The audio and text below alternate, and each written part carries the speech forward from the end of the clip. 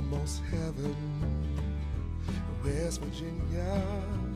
After playing the Fallout 76 beta for a few hours, I can definitely say I'm a fan of the game. Right off the bat, you wake up in the vault and make your character. I noticed in this game that there's more customization than Fallout 4. I didn't spend much time looking through the options, but what really stood out to me most was all the new hairstyles, which I actually thought looked pretty good compared to previous Fallouts. Another thing I noticed, which is minor, but it always bothered me, was that in previous Fallouts, when you were to switch your hairstyle, it would take a little bit to render it in and switch it. In this game, it's instant hair, baby. After making your character, you get to explore your room, which there wasn't much of note, but you can get a Pip-Boy game from your computer, so don't miss out on that, because to my knowledge, you cannot go back into the vault, at least not in the beta. Speaking of your Pip-Boy, you get that off a shelf in your room. This Pip-Boy model is more rectangular and square, definitely going for a more retro, older look. Other than that, it's basically the same experience, except for a few tweaks. In your data tab, you have a main quest, side quest, miscellaneous quest, and event quest tab. In your item section, there's a lot more tabs. Now, instead of there being just one large miscellaneous tab, it's expanded into multiple tabs, being junk, notes, mods, and holotape. And finally, the Pip-Boy map is completely gone and is replaced with a real map. I personally like this addition. The map is much larger than previous Fallouts and has some pretty nice illustrations and color. After you equip your Pip-Boy, you're good to go.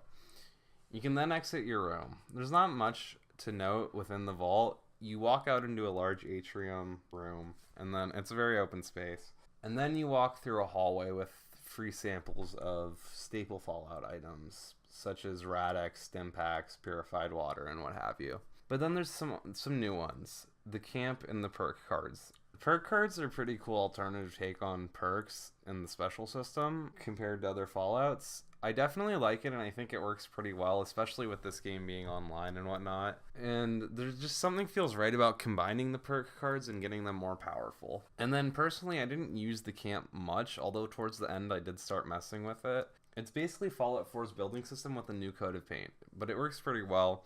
The menu's more sleek, the transitions are a lot better, and the snapping works better.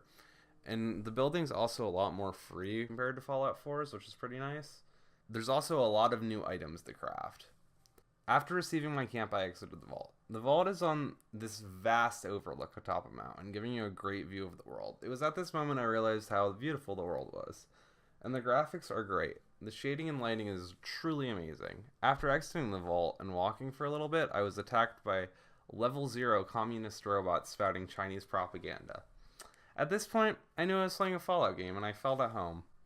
As soon as you exit the vault, you're free to do whatever you want, which is pretty cool, although I recommend sticking with your main quest for a little bit because it teaches you how to survive and whatnot.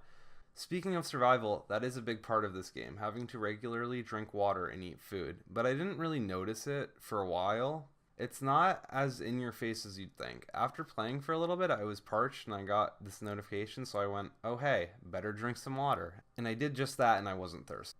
Another big concern of mine was how the real-time VATS was going to work. I was actually a big fan of it. It felt like I was using a powerful aimbot and I could just destroy anything in my path with it. One of the issues I did have when I was using VATS though was I kind of felt as if the hit detection was off. Especially when fighting mongrel dogs and mole rats, I just feel like the VATS does not work for them when you're up close for whatever reason. But outside of VATS, I feel that the hit detection's also off a little bit. But that could just be me being bad at aiming. It could be. Fuck you. I'm pretty sure it was really just the servers though. Another issue I had was whenever I would walk into a new area, I would have a frame rate drop or a lag spike, or the game just would straight up stop for a few seconds. It was never something horrible or something I couldn't deal with, it just breaks the immersion a little bit, you know? When it comes to the storytelling though, it's definitely there. Granted, instead of being through other characters, it's through notes and holotapes, but these are still very well written and the voice acting is phenomenal. One that really stuck out to me was the story of a 13-year-old boy who survived the bombs. His story was heart-wrenching to listen to, and you could hear the fear and pain in his voice. This definitely made me feel discomfort and sympathy towards him. Now for the PvP, so you're in pacifist mode until level 5, and once you reach level 5 you can attack other players. As soon as I turned level 5, I tried to provoke a few other players, but sadly none would fight back.